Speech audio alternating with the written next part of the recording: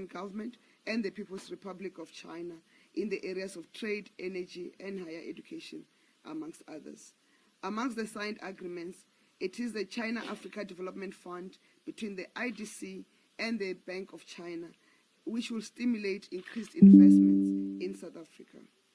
Cabinet also welcomed the reopening of the Chinese market for the export of South African beef, in addition to the export of South African avocados to China. This export open opportunities that will be unlocked for our local producers, including small-scale farmers. South Africa is negotiating with BYD, the Chinese automaker and the world's largest electric vehicle manufacturer, for possible opening of a manufacturing plant in South Africa. This is in addition to the current measures to fast-track the opening of the bike manufacturing or production plant in South Africa, and bike is another Chinese auto manufacturer. Highlights of the economy: the quarterly labor survey.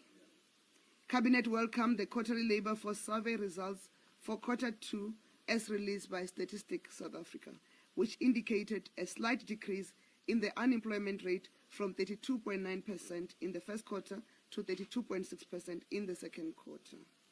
Cabinet was also pleased with the 154,000 new jobs that were created in the second quarter, taking the number of employed persons to 16.3 million.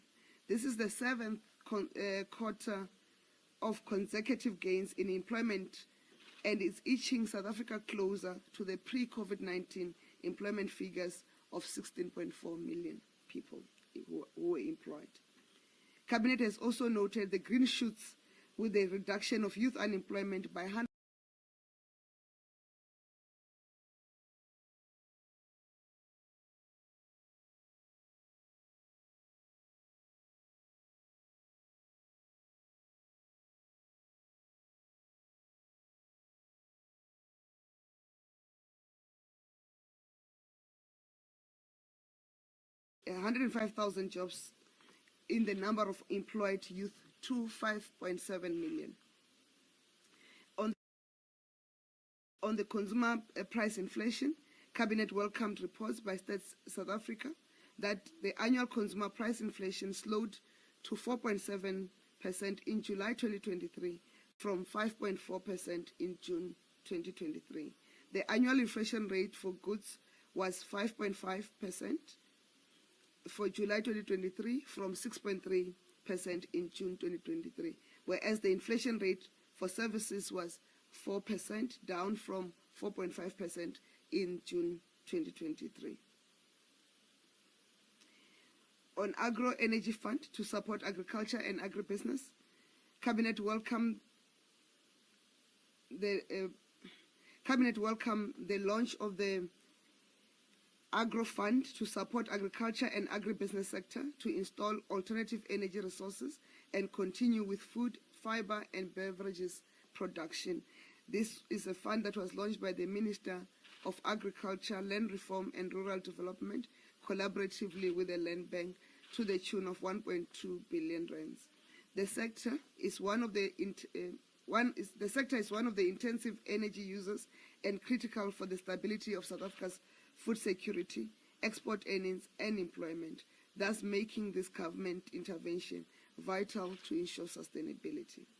The fund is inclusive and will support farming businesses in all scales in a blended finance approach, with the Land Bank managing the fund. The fund will also include all agriculture and agribusiness activities that are energy intensive.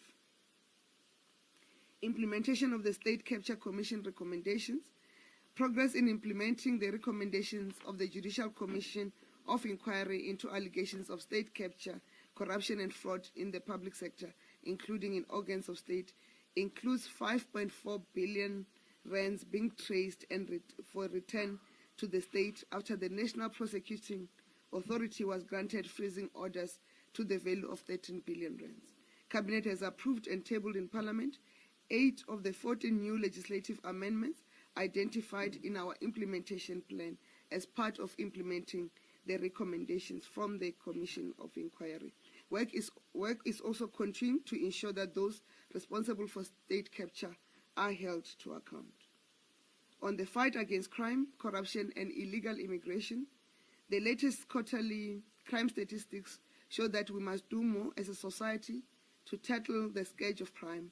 Cabinet calls on everyone to join the fight and to work collectively to make our homes, places of work, and the public spaces safer for all. Cabinet noted the recent guilty plea and the sentencing of 6 men accused of killing anti-corruption whistleblower Ms. Babita Dokaran in August 2021. It called on law enforcement agencies to further investigate and ensure that the masterminds behind the murder are brought to book.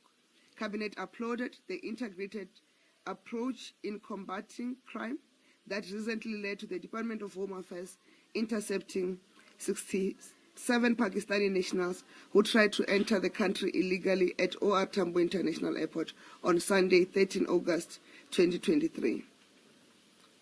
Cabinet further welcomed the extension of the integrated crime-fighting Operation Shanyela to other provinces, including the Northern Cape, Eastern Cape, and KwaZulu-Natal.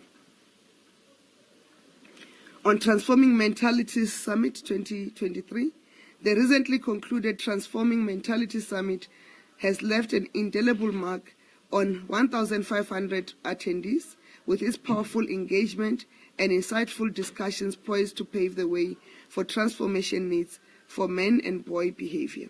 Held at the Beachwood Hotel, the summit brought together university vice-chancellors, deans, principals, and council chairpersons of TVET colleges, student support structures and leadership, CEOs of SETAs, the Sector Education Training Authorities, entities of the Departments of Higher Education and Science and Innovation, policymakers, survivors, peer educators, and change makers, all unified by a shared commitment to addressing gender-based violence within the post-school education and training sector.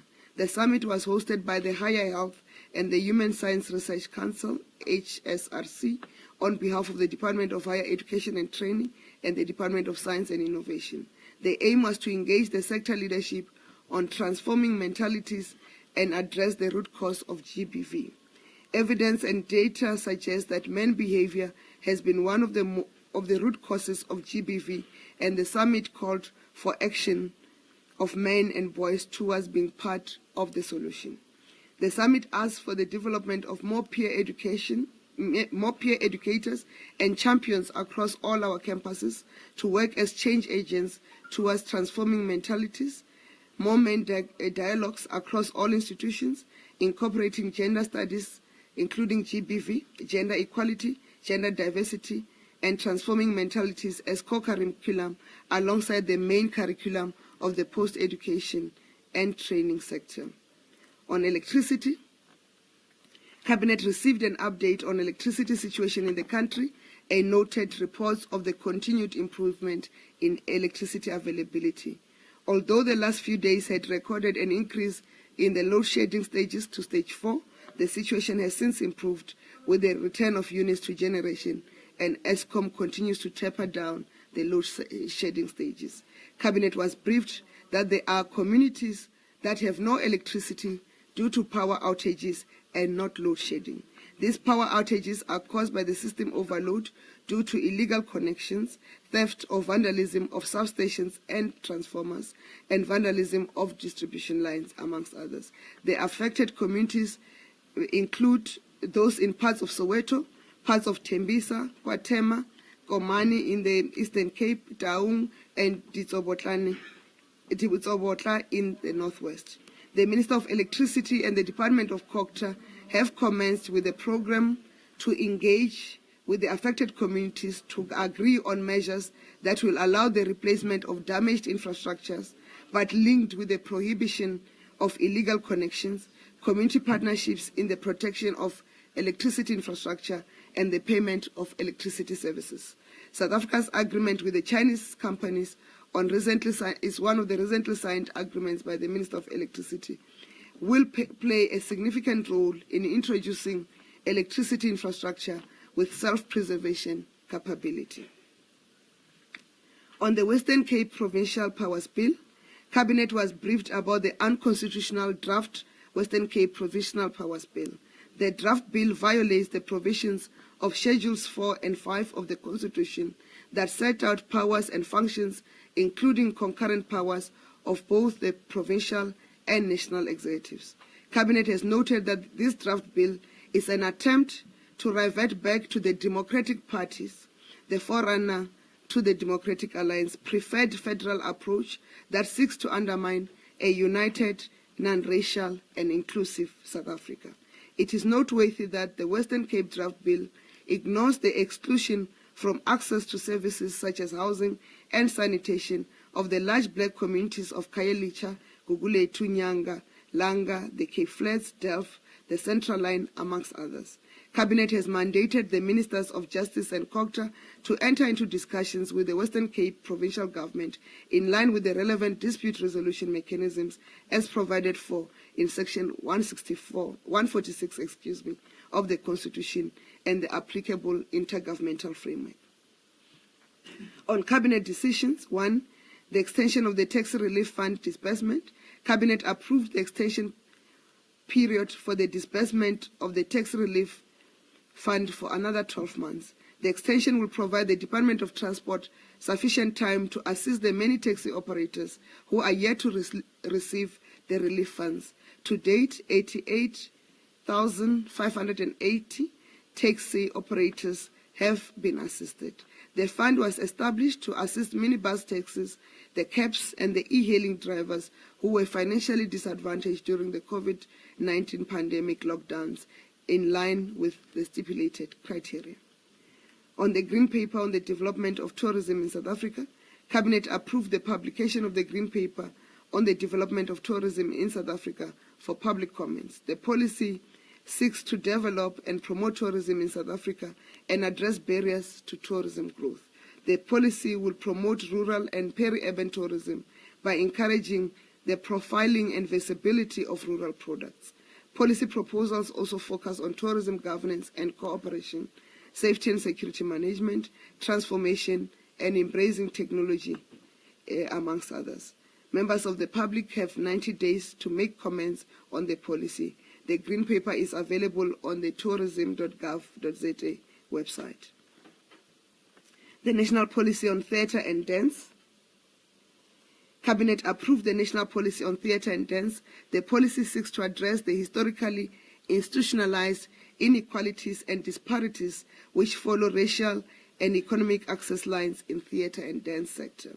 The policy aims to set a vision and practical policies, strategies, implementation mechanisms, and timeframes that will result in a sustainable and vibrant theatre and dance sector in all our 9 provinces, with South African dance and theatre makers representing the country with pride continentally and globally.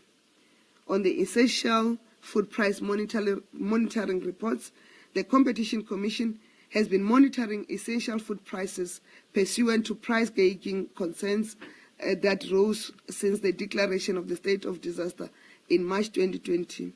The continuation of essential food price monitoring is motivated by the need to ensure affordable and accessible essential food products for consumers. The Commission has noted the rocket and feather effect where prices rise quickly, often in excess of cost increases, and slow to fall once cost pressures decline. It has also flagged the concentrated nature of the food and retail markets as a concerning contributing factor. Cabinet has noted the Commission's recommended measures, including market inquiries to address structural features in the market that lead to high food prices and low levels of competition. Cabinet has approved that the economic cluster must put in place an action plan on food prices, food security, and access to food. On appointments, it must be noted all appointments are subject to the verification of qualifications and relevant security clearances. Cabinet approved the appointment of Ms. Nosiphiwe Nzamo as the Chief Executive Officer of the State Diamond Trader, Mr. Loyiso Tiabashe as the CEO of the South African Nuclear Energy Corporation, which is a reappointment. Cabinet approved the appointment of the non-executive members to serve on the Ports Regulator Board for a period of 3 years. The appointed members are Mr. Obrin Ngobo as the chairperson, Ms. Laureate Lynn Sikoko, Advocate Derek Jeffrey Block, Ms. Tembela Beryl Tobashe, Mr. Abdul Kadi Chokle, Dr. Percy Derek Manzini, Ms. Princess Mangoma, Ms. Sizakele Makanya, Ms. Tibaleng Ralond Sitlaku, Ms. Masha Kolisile Mkari, and Ms. Leenda Masha Mchali, who is being reappointed. Cabinet approved the appointment of the non-executive directors of the South African Maritime Safety Authority, SAMSA, board for a period of 3 years. The members appointed are Mr. Mahesh Faki as the chairperson, Mr. Taumure as the deputy chairperson, Advocate Oriel Nosipos Sobekwa, Dr. Natalia Skeppers, Ms. Nogolide Feziwe Nojozi, and Mr. Sihle Ngose. Upcoming events: Heritage Month. Heritage Month will be celebrated under the theme Celebrating Our Cultural Diversity in a Democratic South Africa. Communities are urged to use Heritage Month, which is the month of September, to unite our nation as we celebrate our nation's rich history, heritage, and diversity. Public Service Month. The Public Service Month will be celebrated between the 1st and 30th of September, and the month serves as a reminder of what is to serve and offers us an opportunity to reflect on how public servants can impact and change the lives of the communities. The Tusong Service Week. This year's annual Tusong Service Week will take place from the 18th to the 22nd of September 2023. South Africans are invited to explore the array of services offered at their local Tusong service centers, which is a one-stop service point that brings government information and services closer to the people. National Police Commemoration Day. In honor of our heroes and heroines who passed away in the line of duty, the South African Police Service National Commemoration Day will be held at the Union Buildings on Sunday, 3rd September 2023. The national flag will be flown at half-mast on the day of the event. On messages of congratulations, Cabinet extends its congratulations and well wishes to Ms. Natasha Joubert, the newly crowned Miss South Africa 2023, as she embarks on her reign as Miss South Africa. Mr. Brad Binder, who finished second at the Austrian MotoGP, the Springboks for beating the All Blacks, and we wish them well in the forthcoming Rugby World Cup. We're looking forward to joining the lifting of the cup, the Webb Ellis Cup in France, when our Springboks are victorious. We extend our congratulations to India for becoming the first country to successfully land a spacecraft near the South Pole of the Moon. The people of Zimbabwe for exercising their democratic right to vote, and we reiterate our commitment to work with Zimbabwe in strengthening the region and the continent. On condolences, Cabinet expresses its condolences to the family and friends of Mr. Derek Watts, 74, the veteran television host and journalist who will be remembered as the face of Carte Blanche TV series, and for his dedication to investigative journalism. Ms. Sylvia Ngediwe Mdunyelo, the jazz singer and actor who worked with the late Victor Ntoni and the Nkana brothers, Winston Mankuku, Nick Carter, and Meton Barrow. To the family and friends of the victims of the fire that broke out last night or early this morning in downtown Johannesburg. Thank you.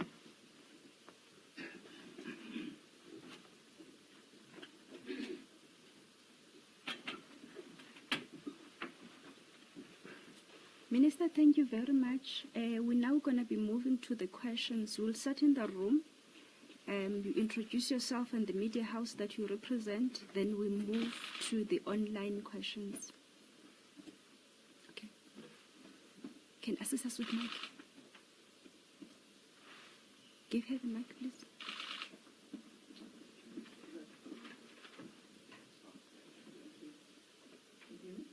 Yes. Minister, I'm Saya from SABC. I know in your last remarks you mentioned the condolences to the people, families who've lost loved ones who have died during the Joburg fire. I think it's very relevant at the moment. Is there any reaction from government in terms of how to deal with situations like these, especially if you look at informal settlements? At the moment, the body count is at 63, more than 40 people injured. Just a more elaborate reaction to that, please. Okay, thank you so much. Any other in the room? Okay, Dagalan, can you take us through the online questions? Thank you, DG. The first question from online is from Suman Naidu, who is a freelance journalist for the Legal News SA. And the first question is, in the interest of transparency and openness, will government release any details and information regarding the total cost, the currently held BRICS Summit cost, South Africa? And the second question is, South Africa recently marked the 11th anniversary of the Marikana massacre, where we once again had calls for the 16th of August to be declared a public holiday. Is this something Cabinet or government has considered? And the third question is the President being briefed and monitoring developments of the situation happening in Johannesburg CBD fire? And we have Marvin Adams. The question is, in light of the alarming increase in videos capturing racist incidents, can the Minister please provide insight into whether the Cabinet has engaged in discussions regarding the implementation of social cohesion mechanisms and how these mechanisms are being considered to safeguard and strengthen our democracy? And the second question from Marvin, in light of recent developments regarding Brigadier Christian Prinsloo, a former police officer who was granted parole after being convicted of selling guns to Cape Town gangs that are now active in colored communities, can you please share if the Cabinet has had discussions on this matter? And furthermore, do you believe that such decisions could potentially influence citizens' perception that the justice system may not be effectively serving their interest? And Thando Mayeko from Business Day, could the Minister kindly expand on the directive by the Cabinet to the economic cluster to put in place a plan of action on rising food prices, and could the cluster be considering relief measures to cushion consumers and businesses from high food prices? And we have Christian Duplessis from Network 24 with two questions. One, what does the national government want the Western Cape government or legislature to do with regards to the Western Cape Provincial Powers Bill? And the second one, why exactly did Cabinet mandate the Minister of Justice and of Culture to enter discussions with the Western Cape Provincial government, and why does the national government do not agree with the bill? And the last question for now, DG, from Kayakoko from News 24. Did the Cabinet fully engage with the observer mission reports on the Zimbabwean elections before congratulating the democratic pause? And what is the position on the findings, and why are those findings not in the statement? And if the Cabinet did not engage with the reports, why not? Thank you. Thank you, Tagalami. Minister, we can hand over to you. Thank you.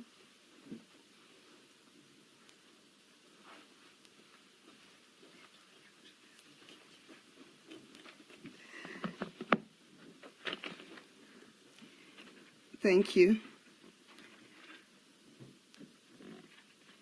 On the Johannesburg CBD fire,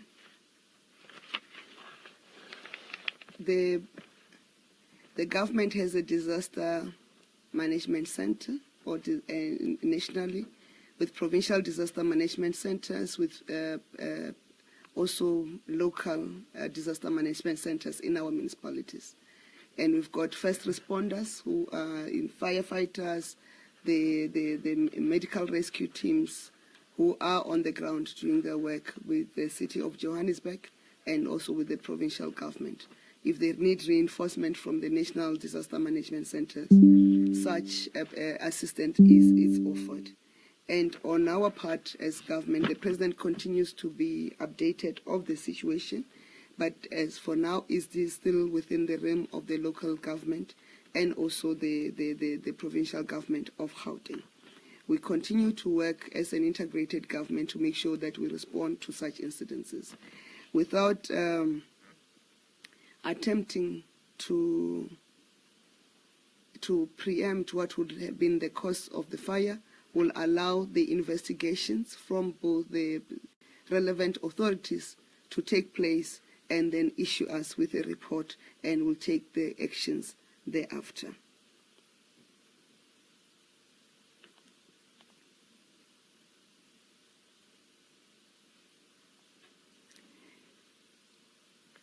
In terms of the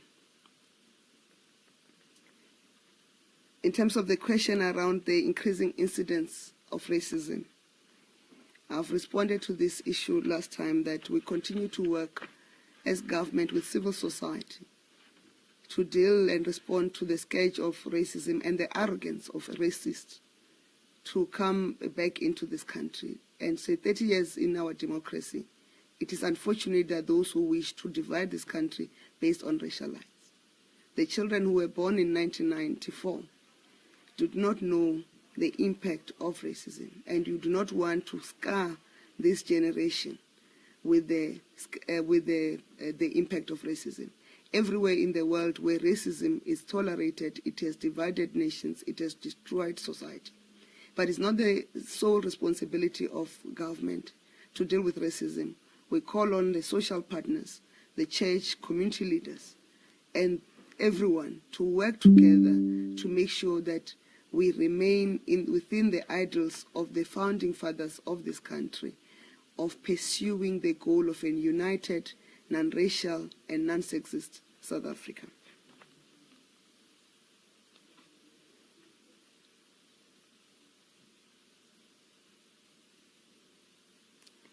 We also call on the law enforcement agencies and our courts must continue to work to make sure that the racists are brought to book and that relevant sentences are meted out.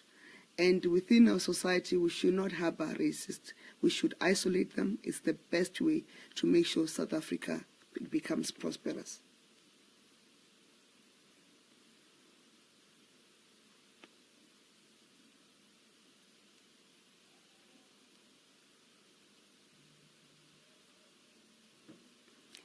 On the matter of former Brigadier Christian Prinsloo, who was granted parole, Cabinet did not discuss such a matter.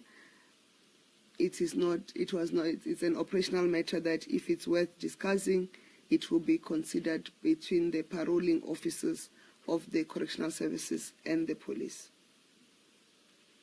And the parole decisions are not decisions of government, they are decisions of the parole board. And there's a rule that applies. And in South Africa, we believe in corrective and rehabilitative system. That's why we call it a correctional system. It's a correctional system. People are granted parole and they continue to be observed. If they violate the conditions of their parole, they get taken back in.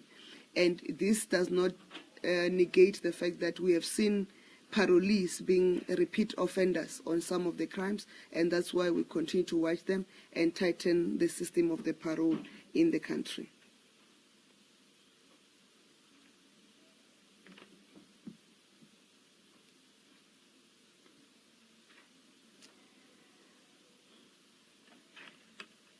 On the question of whether Cabinet is considering Marikana holiday, Cabinet is not considering a Marikana holiday.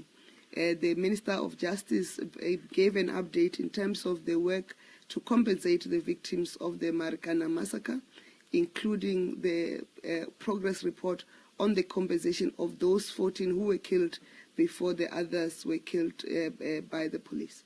And we are not considering an additional holiday in the country because we believe that we cannot have more holidays. We need to have our economy to be rebuilt. But there are no discussion of a new holiday.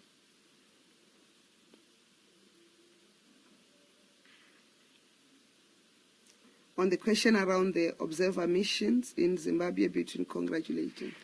The Electoral Commission of Zimbabwe announced the results in Zimbabwe.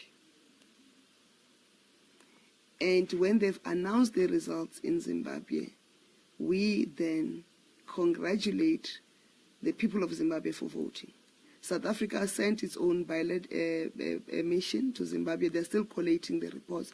They'll provide the reports later. So the reports that are issued by anyone else, they're still preliminary. They still have to be adopted and considered. And those matters are dealt with then. But now we are dealing with the results that have been announced by a legitimate body in Zimbabwe, which is the Electoral Commission of Zimbabwe. If there are disputes in the elections of Zimbabwe, there are processes within Zimbabwe and mechanisms within Zimbabwe to deal with those disputes and processes. And we await what Zimbabwe, the systems in Zimbabwe then do. Zimbabwe remains a sovereign state. We need to acknowledge their processes. If there are issues to be raised from the observer missions that we've sent, also from the SADC observer mission that we are, because we are members of SADC ourselves in South Africa, we'll engage with those reports when they're submitted at the right forum and we'll express our view then.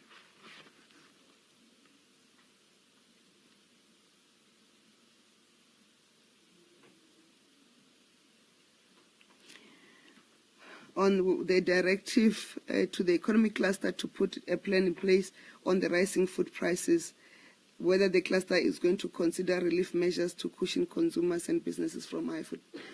That's why the tasking was yesterday.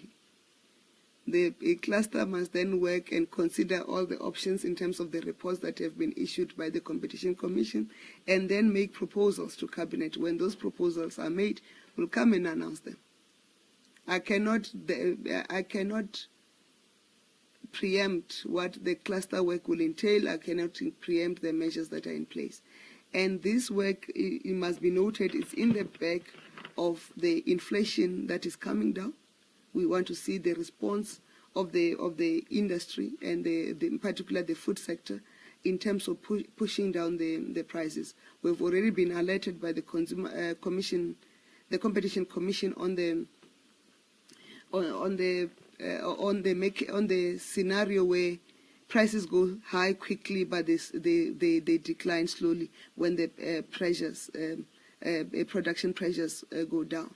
So we want to see whether there will be an improvement on that, and also that the Competition Commission is embarking on several market inquiries to deal with that. But I cannot predict and preempt what the economic cluster will then propose as intervention measures to cushion the people of South Africa, in particular the poor who continue not to afford the basic food that is there, which is a play of multiple factors, including the conflict in Russia and Ukraine.